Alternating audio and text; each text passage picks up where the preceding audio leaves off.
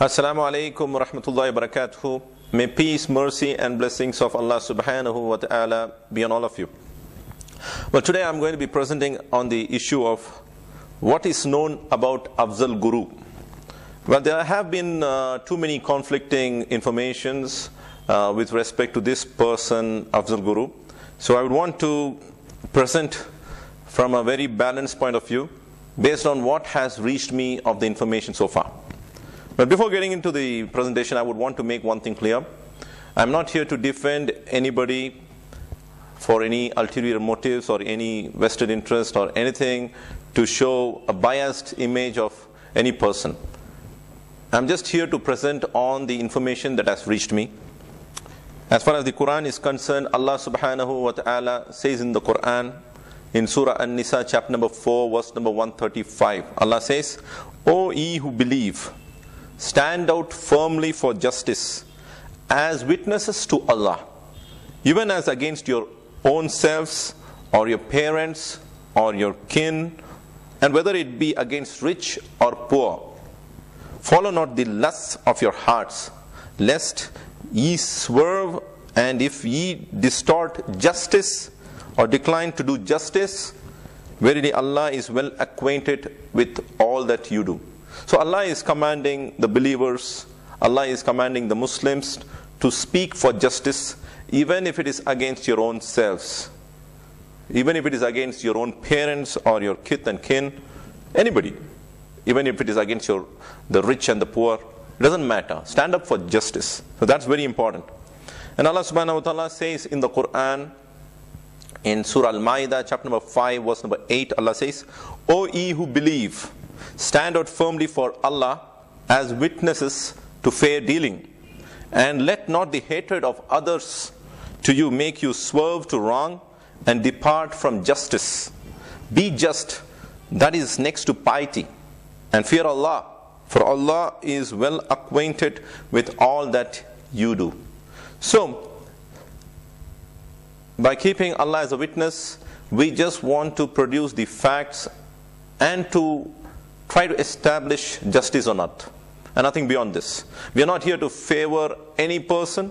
We are not here to favor any group of people or any sections of the community. Nothing of that kind.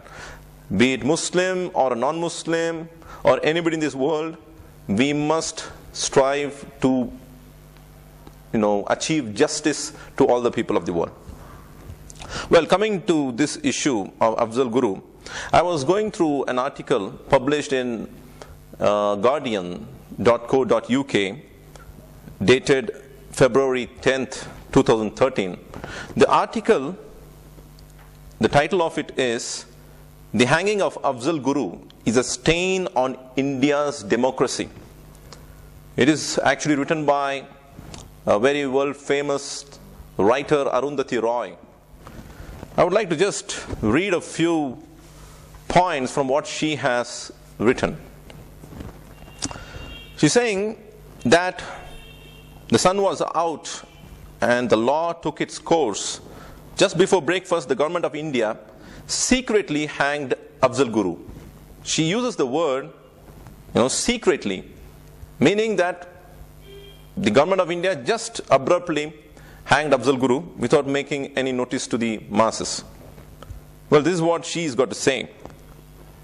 And she also brings about an issue that the entire political party of the parties of Indian country, be it BJP and CPIM, they were all united on this, saying that justice has been brought, victory of democracy, and all these points were, Arundathi Roy, she brings it. But she, at the same time, she's bringing the inquiring minds into the real focal point, that is, what are the facts about the issue concerning the attack on the parliament. She says that on 13th of December 2001, 5 armed men drove through the gates of Indian Parliament in a car fitted out with a bomb. When challenged, they jumped out of the car and opened fire, killing 8 security personnel and a gardener. In the firefight, 5 attackers were also killed, and their names were not identified unless and until Afzal Guru identified the men as Muhammad, Rana, Raja, Hamza and Haider.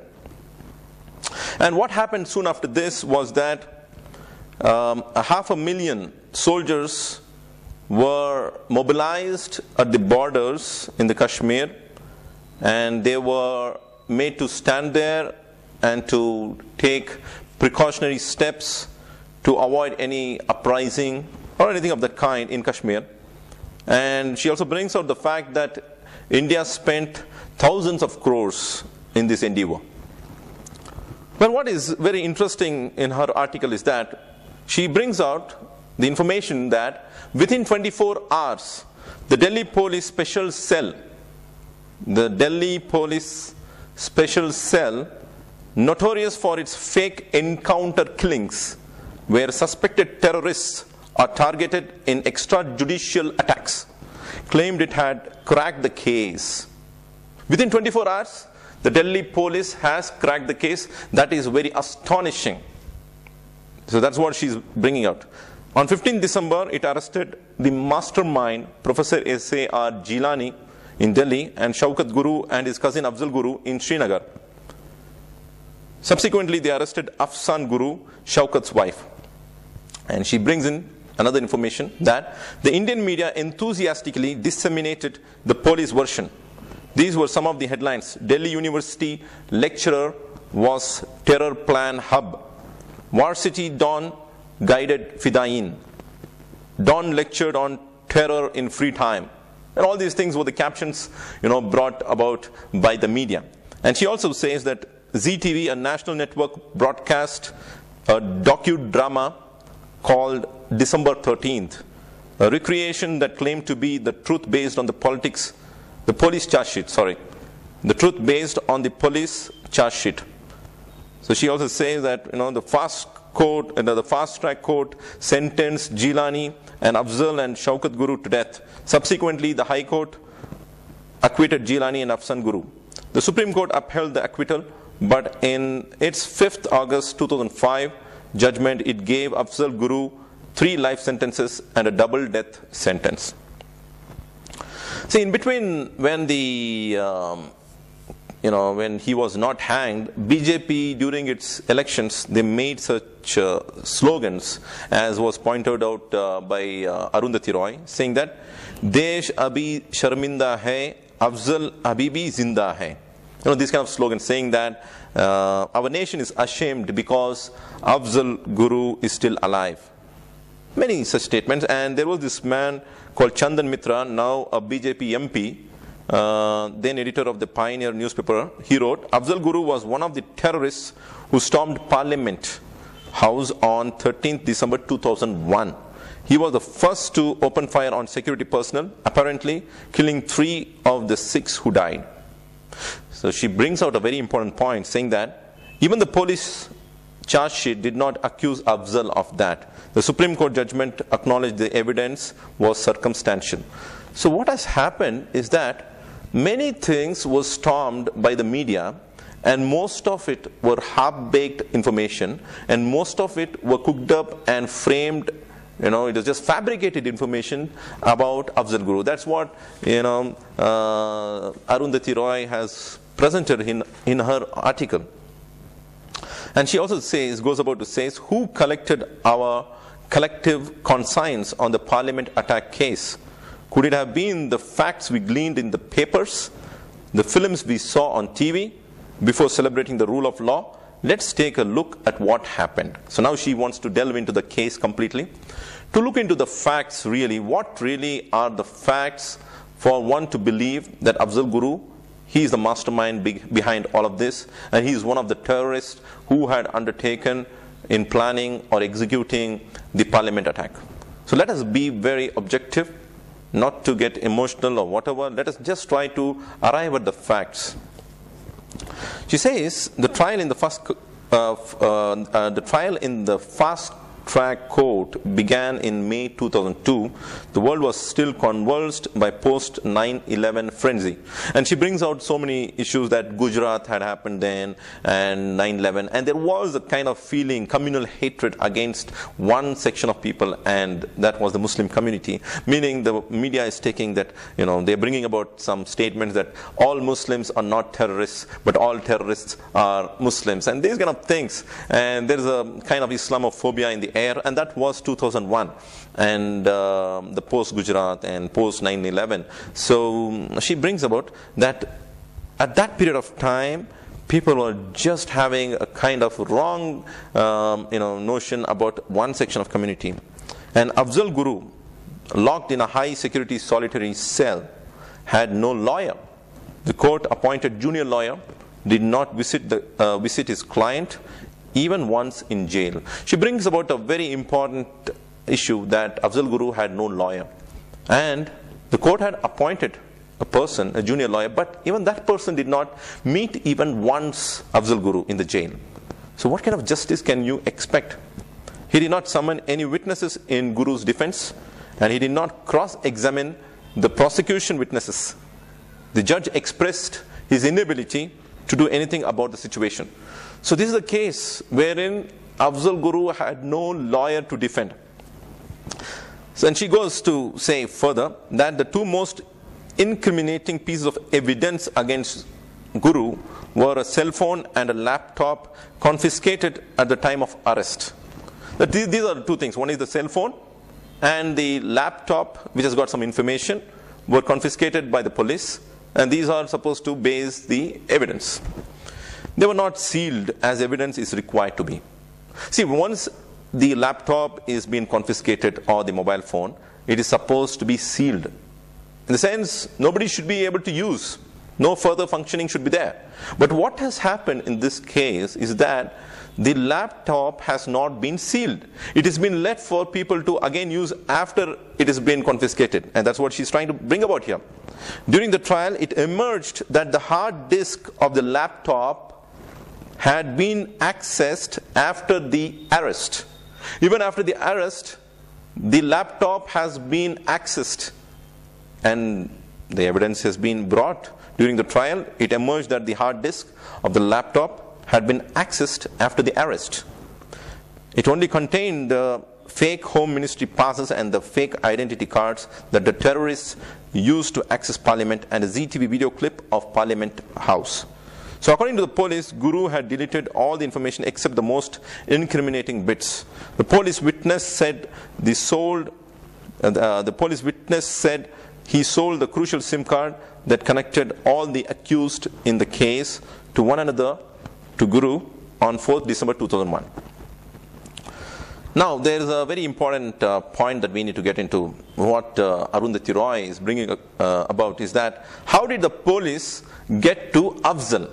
How did, within 24 hours of time, how did the police identify that this man, Afzal Guru, he is the one, the culprit? Look, today's case, so many pending cases. If anything happens, somebody, we have come across in most of the workplaces, some theft happen or something happens. We after that we go file a complaint, and then the police goes on investigating, and finally it takes about 10 days, 15 days, or even 1 month, or sometime even 1 year to crack the case. But here what has happened is that the media is making a great propaganda that something has happened, and within 24 hours the Delhi police has been able to crack the case and identify that Afzal Guru is the one. So now she's raising a very important point.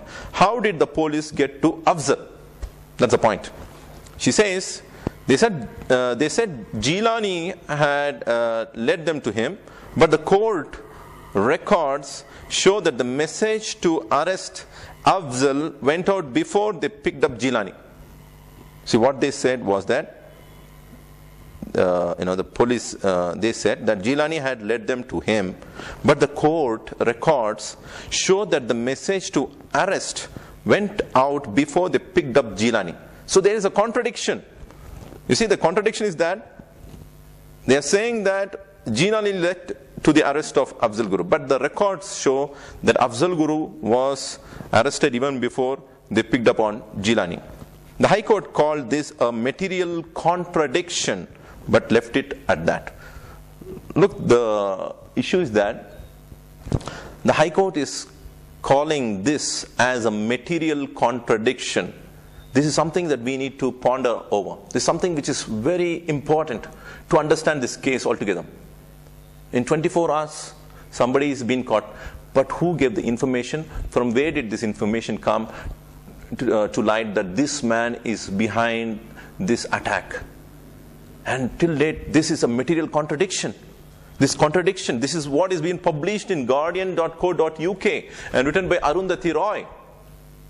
And these are all very clear points to say that we must look into this case very seriously, very important. Look, she brings about a very important point that anyone who was really interested in solving the mystery of the Parliament attack would have followed the dense trail of evidence on offer. No one did, thereby ensuring the real authors of the conspiracy will remain unidentified and uninvestigated. So she means to say that there is a deeper conspiracy to this whole case, and the real culprits are left unidentified and uninvestigated. She goes to say the real story and the tragedy of what happened to Guru is too immense to be contained in a courtroom. The real story would lead us to the Kashmir Valley, that potential nuclear flashpoint and the most densely militarized zone in the world. She says the Kashmir Valley is the most densely militarized zone in the world, where 500,000 Indian soldiers, 1 to every 4 civilians, and a maze of army camps and torture chambers that would put Abu Ghraib in the shade and bringing secularism and democracy to the Kashmiri people. In the sense, she's saying that even Abu Ghraib would, shy away. Abu Ghraib, what was Abu Ghraib? In Iraq, when the Americans, they tortured the Muslims when they were caught and they were made to remove their clothes, and the dogs were made to chase them, and they were electrocuted, and many of them were tortured to death and all these things. She is saying that Kashmir Valley is even more dense. Since 1990, when the struggle for self-determination became militant, 68,000 people have died, 10,000 have disappeared, and at least 1 lakh have been tortured. So these are the information given by Arundathi Roy, saying that the issue in Kashmir is very deep-rooted. What sets Guru's killing apart is that, unlike those tens of thousands who died in prison cells, his life and death were played out in the blinding light of day, in which all the institutions of Indian democracy played their part in putting him to death. Now he has been hanged. I hope our collective conscience has been satisfied, or is our cup of blood still only half full? So she's bringing in a very important issue, that who gave this collective conscience? Did the people of India give the collective conscience? Or was it some media people who took about this notion that the collective conscience has been established for the judges to make their own judgment on this? Well, I'll leave it to the people of the world to make their own judgment and form their own views on this. Now I have something very important along with this case, is that Justice Kadju, Markanday Kadju, it has been reported by the PTI, the chairman of the press council, he has got to say something very important. He says, suspend book cops who detained journalist Jilani. It is published by the PTI on the 11th of Feb 2011. What does Justice Kadju got to say? He's saying that slamming the police for detaining journalist Iftikhar Jilani yesterday, Press Council Chairman Markanday Kadju today asked Union Home Secretary to charge sheet and suspend the cops if the allegations of high-handedness against them were correct. In a letter to the Home Secretary R.K. Singh, Justice Kadju also sought immediate institution of criminal proceedings against such officers under relevant provisions of IPC and grant of compensation and apology to Jilani for his alleged harassment. He said the action against the cops should be initiated by the government within 48 hours.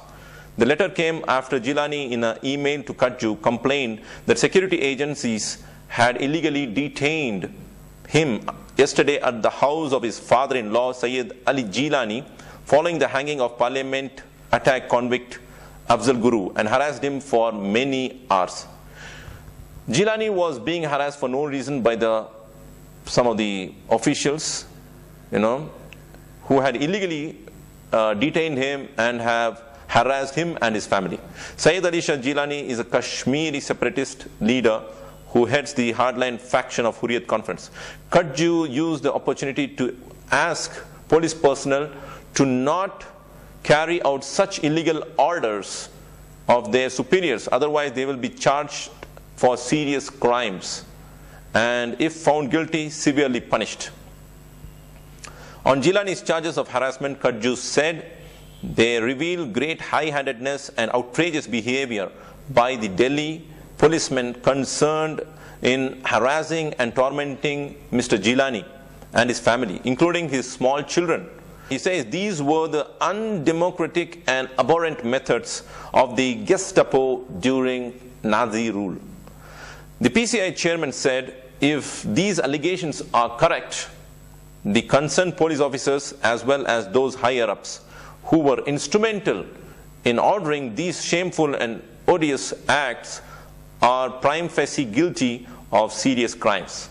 Kajju said the incident was a clear violation of the Supreme Court directions. Look, there are so many things happening. Even after Afzal Guru has been hanged, immediately this man Jilani has been harassed along with his family men, without proper instructions, without proper guidelines from the Supreme Court. Why are these things happening to the people? Why are these kind of injustice happening? So even the Justice Kajju, he has spoken against this kind of thing. Now there's one article that I have come across. This is actually published by KashmirNews.com and OpenSpace.org. This is an article written by Vinod K. Jose, who meets Afzal Guru in the Tihar jail on Feb 19th, 2006. An amazing article which brings about too many unexplored information. So this, I believe that this will really throw great light for the people of India to understand who Afzal Guru was actually. Well, let me get into this article by New Delhi-based journalist Vinod K. Jose. He meets Afzal Guru on Feb 19, 2006. When he meets Afzal Guru, he asks him many questions, and here we have the answers given by Afzal Guru. So when he was in the cell to meet Afzal Guru, with great difficulty, he had to go through so many security check, and and he was made to sit on the other side. In between, there was there was a partition with glass, and there was a speaker and a mic on both ends for them to converse, and with bare minimum sound, and he was managing to get what Afzal Guru was about to say. So when he goes, he says, "How are you?" And they both exchange, all that is fine. And he was questioned, saying that, who is Afzal? So Vinod says, a moment's silence. Afzal, as a young, enthusiastic, intelligent, idealistic young man, Afzal, a Kashmiri influenced like many thousands in the Kashmir Valley in the political climate of early 1990s, who was a JKLF member, Jammu and Kashmir Liberation Front member, and crossed over to the other side of Kashmir, but in a matter of weeks got disillusionized and came back and tried to live a normal life, but was never allowed to do so by the security agencies. Okay, he was a member of JKLF. JKLF meaning Jammu and Kashmir Liberation Front, and he was troubled during the times and working for the liberation of Kashmir, but later on he backtracked after seeing the politicians on both ends, the Indian politics and also the Pakistani politics, and seeing what's happening. He just surrendered, saying that he's going, he's coming out of JKLF. He's no more a member of JKLF. So he surrendered. So he brings about what really happened. Security agencies who in ordinate times picked me up, tortured the pulp out of me, electrified, frozen in cold water, dipped in petrol, smoked in chilies, you name it, and falsely implicated in a case with no lawyer, no fair trial, finally condemned to death. So this is what Afzal Guru has got to say, meaning that the security agencies, the STF was behind a lot of things. The special task force, the policemen, the security men, they were the people who really tortured him, so much so that he was put in cold water. He was made to frozen in cold water, dipped in petrol. He was electrified. He was tortured, smoked in chilies, and falsely implicated in a case. That's what he says. Afzal Guru says that he was falsely implicated in this case of the parliament attack by the special task force people among the security agencies who actually framed him up in this case. That's what he says. He goes to say, but I wonder whether the outside world knows anything about this Afzal. I ask you, did I get a chance to tell my story? He's saying that he didn't have enough chance to tell his story. The media has not really worked towards getting his words. Do you think justice is done? Would you like to hang a person without giving him a lawyer? Democracy doesn't mean all this, does it? That's what Afzal Guru is saying. And when asked about him, who he is, he said he was a dropout of MBBS studies in Jhelum Valley Medical College. And he himself, he was a person who, in response to thousands of youth, took to, he says that I was one of those who crossed to the other side of Kashmir as a JKLF member, but was disillusioned after seeing Pakistani politicians acting the same as the Indian politicians. In order, in dealing with Kashmiris, I returned after a few weeks. I surrendered to the security force. And I was even given a BSF certificate as surrendered militant. He was given the BSF certificate as surrendered militant, meaning that he is no more into any violence. He surrendered to the security agencies. So he started to begin his new life. He says, I began to start the new life. I could not become a doctor, but I became a dealer of medicines and surgical instruments on commission basis. Then he got married. And after he got married, he got a scooter. But what really happened soon after his married life? But not a day passed by without the scare of Rashtriya Rifles and STF men, special task force men, harassing me. He says not a day passes without the STF actually harass him and his family members.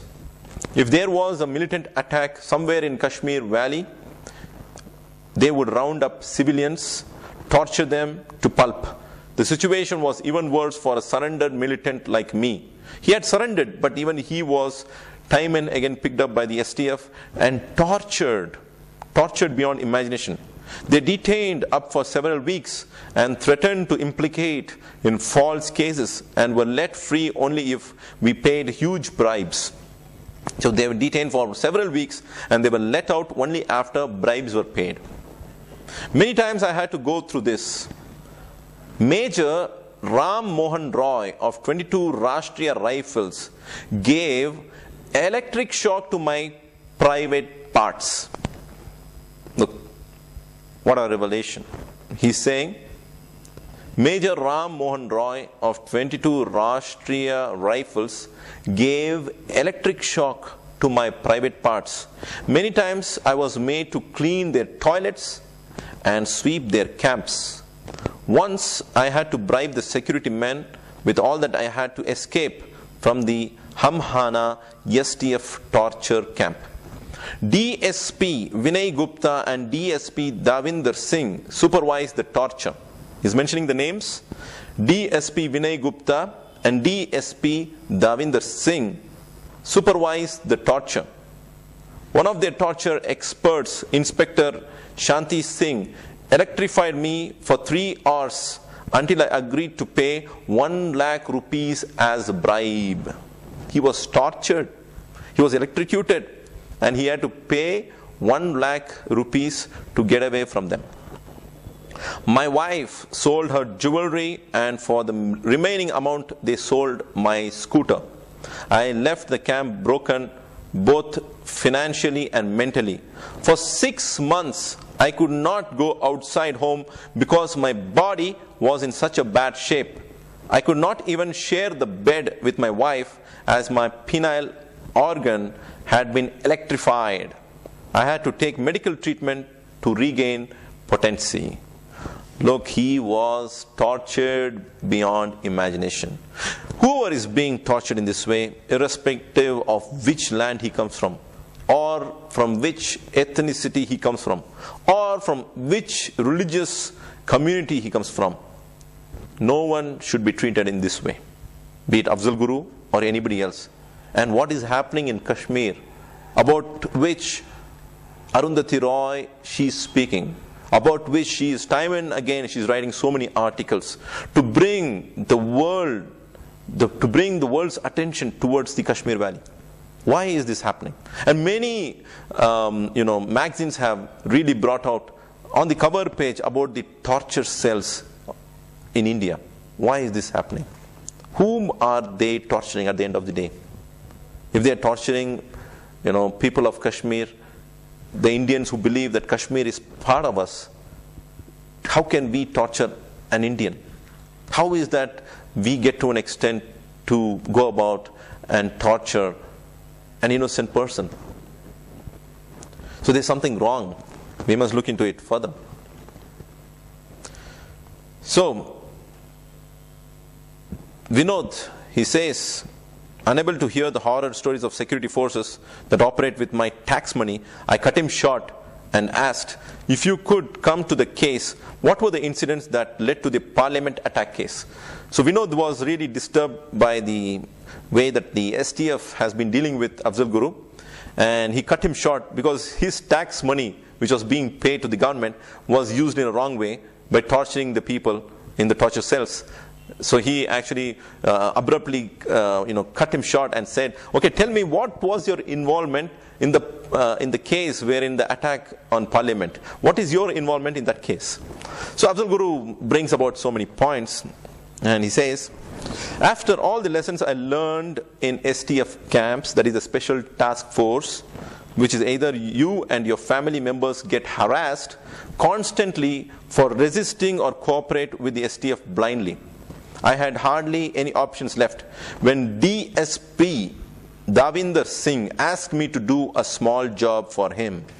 DSP Davinder Singh, he has asked Afzal Guru to do a small job for him. And Afzal Guru agrees to what was put forward by DSP Davinder Singh because he didn't want to go through the torture cell again, whatever happened. So he complied with what DSP Davinder Singh had requested him. What did he ask him to do? What was the small job all about?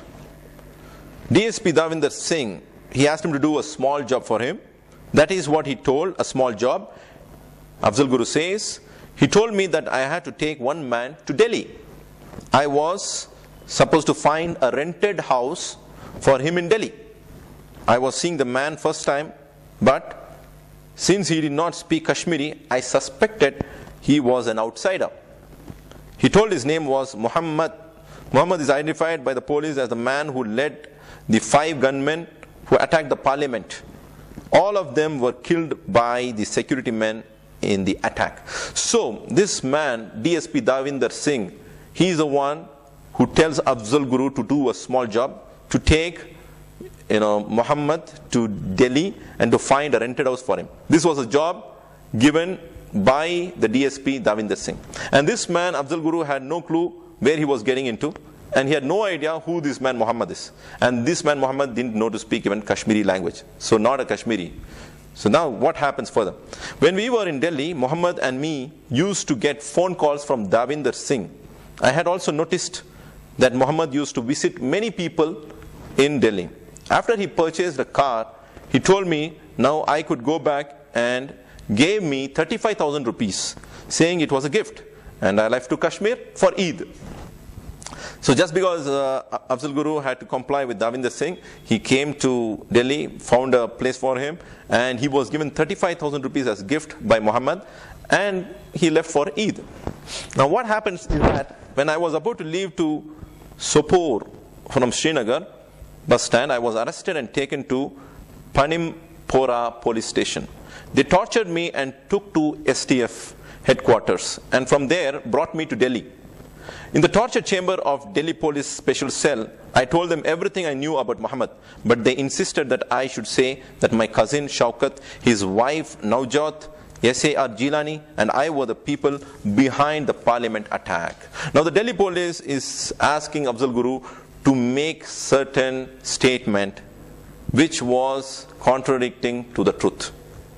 Now there was a pressure, and he was forced to say few words, and these are the things which Vinod K. Jose, a journalist, he has got to say. And this is there very much available on the internet. Anybody who wants to go and find the authenticity, you can go freely and find out what is it all about. But now the point here is, why am I presenting all of these things? Just to bring the information what has reached me. Everybody can have a fair mind and look into what is all of these things and form your own judgment. And what is right and what is wrong, we will leave it to every individual to decide on what he feels based on the proofs what he can acknowledge. Now Afzal Guru says, they wanted me to say this convincingly in front of media. I resisted, but I had no option that to yield when they told me my family was in their custody and threatened to kill them. So they threatened Afzal Guru, saying that the family is there in their custody, and if he does not budge down, if he does not obey to their orders, and if he does not give the statement that they want, they threatened that his family would be killed. I was made to sign many blank pages and was forced to talk to the media and claim responsibility for the attack by repeating what the police told me to say. When a journalist asked me about the role of S.A.R. Jilani, I told him Jilani was innocent. So Afzal Guru, when he was questioned about Jilani, he said that Jilani was innocent. Now what happened? ACP Rajbir Singh shouted at me in the full media glare for talking beyond what they tutored. They were really upset when I deviated from their story, and ACP Rajbir Singh requested the journalists not to broadcast that part where I spoke of Jilani's innocence. So this is how the world is operating at the moment. Now, people are working for something beyond which is not known to the majority of the people. There is some sort of thing which is always been planned to make few things hard for one section of the nation. Makes it very hard for the Muslim community to even raise their heads above their shoulders.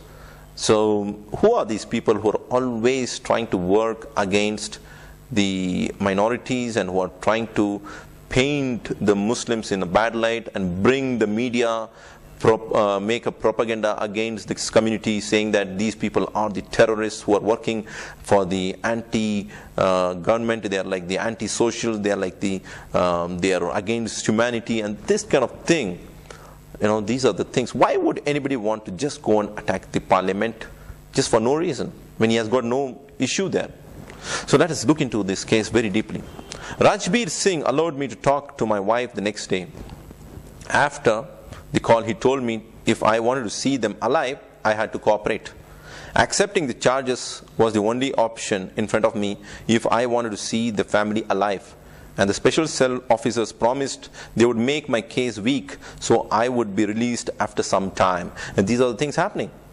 He was given a false promise saying that you cooperate and we'll make the case weak and then you will be released. They took me to various places and showed me the markets where Muhammad had purchased different things. Thus, they made the evidence for the case. He goes to say, police made me a scapegoat in order to mask their failure to find out the mastermind of parliament attack. They have fooled the people. People still don't know whose idea was to attack the parliament. I was entrapped into the case by Special Task Force of Kashmir and implicated by Delhi Police Special Cell. So, this is his confession. The media constantly played the tape. The police officers received awards, but I was condemned to death. So these are all things which Afzal Guru has got to say. There is still further lot of material in this article. If somebody wants to really read, you can go to Google, look into openspace.org, or you can go to kashmirinews.com. You can get all this information there. It's a really, Kashmir News. If you want to go, you can go to kashmirnews.com also. It's really painful to know that the citizen of this country, he's not been given a fair approach, a fair dealing when it comes to trying to defend his innocence. He was not given a lawyer, and he was not given a lawyer to defend his case. And how can this be justice? That is what is brought about. Why didn't you find legal defense? Vinod K. Jose, he's asking Afzal Guru, saying that, why didn't you find legal defense? So he says, I had no one to turn to. I did not even see my family until 6 months into the trial. And when I saw them, it was only for a short time in the Patiala House Court. There was no one to arrange a lawyer for me. He had no one to arrange a lawyer.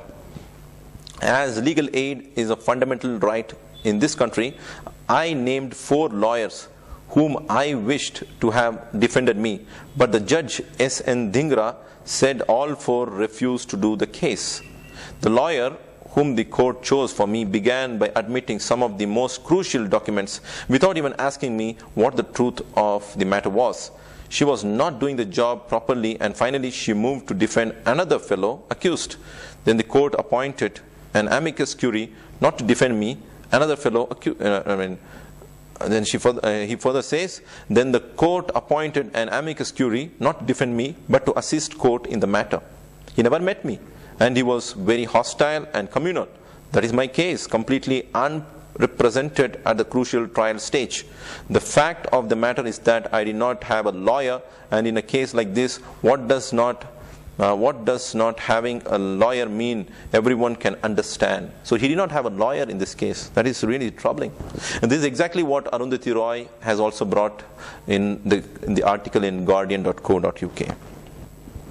So he was questioned further. Do you want to make any appeal to the world? For which Afzal Guru says, I have no specific appeals to make. I have said whatever I wanted to say in my petition to the President of India.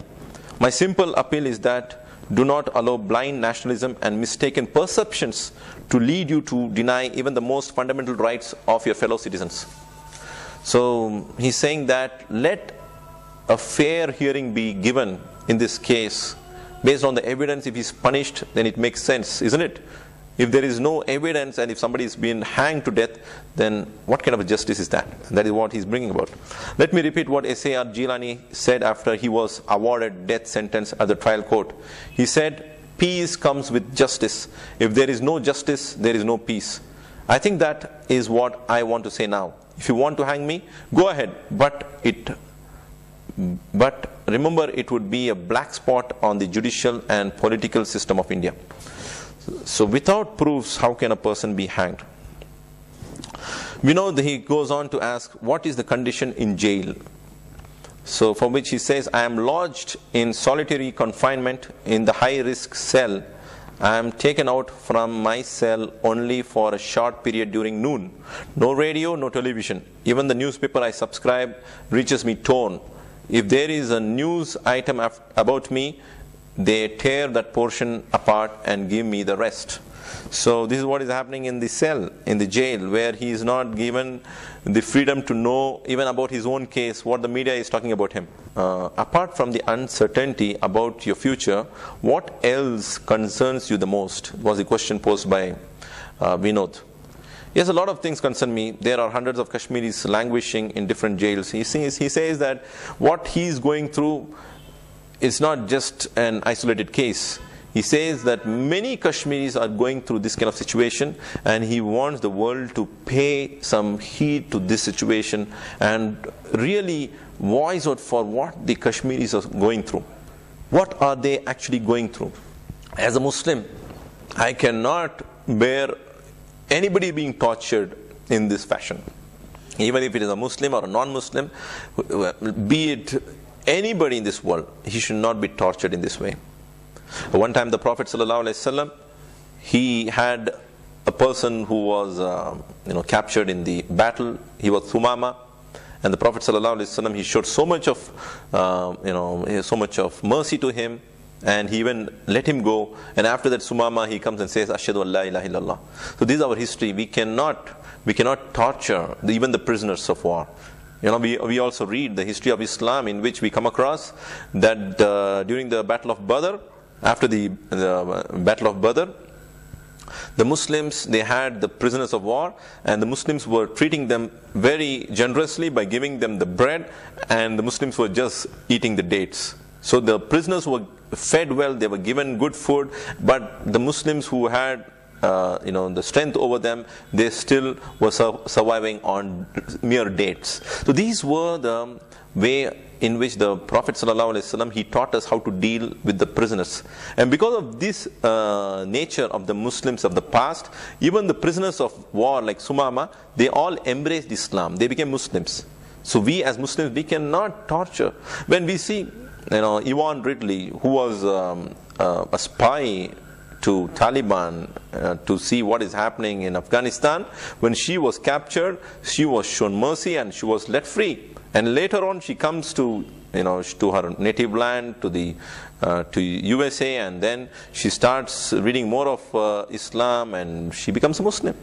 So these are all the examples. So be it Muslim or a non-Muslim, nobody should be tortured in this way. I'm totally against, it is not about defending a Muslim's case. Yes, of course, when a Muslim's blood is spilled, I have deep concern for that. Why? Because the Prophet ﷺ said, the Muslim Ummah is like one complete body. If any part of the body is being injured, then the person feels the pain. He has headache, and the entire body feels the pain. So similarly, any part of the world, be it Kashmir or be it America, any Muslim is being tortured, or any Muslim, he's been deprived of his rights, another Muslim and the whole Muslim community must feel the pain. And that is what is all about the Islamic Brotherhood. And moreover, even for the humanity at large, even if the non-Muslims are being attacked, or non-Muslims or anybody who, be it Hindu or Christian, or he has been deprived of justice, we Muslims have to raise our voice against injustice. So that is my approach towards all of these things. So he's been questioned, apart from the uncertainty about your future, what else concerns you? And he says that many such people are going through the same kind of situation, and he wants the civilized nation to look into this case about how the people are being tortured. Vinod K. Jose, he happens to meet his wife. When he happened to meet his wife, he had to hear a few things what his wife had got to say. When Afzal's family members remained in Kashmir, Tabassum dared to come to Delhi with her son Ghalib to organize defense for Afzal outside the Supreme Court new lawyer's chamber at the tiny tea stall on the roadside. He meets Tabassum, who happens to be the wife of Afzal Guru, and he has a chat with them, wife and the child. And he says, she chatted in detail about Afzal. While sipping and complaining the tea for excess sugar, she told me how Afzal enjoyed cooking. One picture she painted struck me deep, one of those dear private moments in their lives. So she is narrating some instance from the life of Afzal Guru as to what Afzal Guru was. So that really affected Vinod K. Jose. Vinod says that what she had said about Afzal Guru, he would not allow her to enter kitchen. Afzal would not enter, his wife to enter kitchen. He would make her seated on the chair nearby, and Afzal would cook. He would cook while making his wife sit on the chair, holding one book in his hand, a ladle in the other, and read out stories for her. So he as a husband was a very compassionate husband, was very good of a character. This is really amazing to know that Afzal Guru was so compassionate to his wife. He would not let her cook whenever he's there at home. He would make her sit, hold a ladle in one hand and a book in other, and would start narrating the stories for her, even while cooking. Look, this man, Afzal, needs to be studied. People are actually talking so many things. Why don't we get objective with the information in front of us? At the end of the day, what we must understand, what comes to the broad daylight, is that Afzal Guru has been framed, and he claims that he has got no idea whatsoever behind the whole thing. He doesn't know who is the mastermind behind all of these things. So I would leave it here by taking much of your time just for what has reached me. If Afzal is an innocent person, and if I have been part of giving this collective conscience as it has been put forward by the thinking minds, then I must say I have nothing to do about the hanging of Afzal Guru. I am a neutral person here. I don't know whether Afzal Guru, he is a real terrorist, and I don't know whether he is an innocent. But these revealing information, these things which are coming in the form of confessions of Afzal Guru, needs to be taken heed. We must look into this case and try to understand what is the other side of this story. If Afzal Guru is innocent, then we as Indians must repent for what has happened, for what has happened beyond our strength. If Afzal Guru is innocent, then we must repent to Allah, saying that an innocent has been killed. But if he is not an innocent, then justice has been given to those who have been killed. Well, Afzal Guru says that he feels sad for those family members who have lost those men amongst the Indian men in the parliament attack. He feels he pays his condolences to those families who have lost their near and dear ones. So these are the things that I wanted to present, and I'll leave you all with very important note that the Muslims in Kashmir and the Muslims across the globe need to come back to the Quran and the Sunnah. Why is that all of these things are happening? Very simple, is that we are divided into groups, and we are away, as collectively we are away from the teachings of the Quran and the Sunnah. We are not very particular about halal and haram. We are the people, we come across so many people, we are getting into the dunya so much, we forget what is halal and haram, and we're living a life worse than animals. So if we are Muslims, and if what we are uttering about the Shahada, about the testimony of our faith that La ilaha illallah Muhammadur Rasulullah, then there is no one worthy to be worshipped but Allah. Muhammad sallallahu alaihi wasallam is the messenger of Allah. Then we must adhere to the Quran, and we must follow the best man in the history of mankind, Muhammad sallallahu alaihi wasallam. And in that we have dignity, and in that we have honor. Inshallah ta'ala, if the Muslims come back to the deen, to the religion of Islam once again, then Allah, as He promises in the Quran, in Surah Nur, chapter number 24, verse number 55, if you stay away from shirk, and if you establish the salah, the 5 daily prayers on time, and stay away from all the evil things, the munkar, then Allah would make you establish your firm foot, your feet very strong on this land. He would make you the rulers of the land. He will make you establish justice on land. So Allah would give it like how He had given to those of the past nation. As Allah says in the Quran, Allah has promised to those among you who believe and work righteous deeds that He will of a surety grant them in the land inheritance of power as He granted it to those before them, that He will establish in authority their religion, the one who He has chosen for them, and that He will change their state after the fear in which they lived to one of security and peace. They will worship Me alone and not associate aught with Me. If you do reject faith after this, they are rebellious and wicked. Wa akhiru da'wana alhamdulillahi rabbil alamin. Assalamu alaikum wa rahmatullahi wa barakatuh.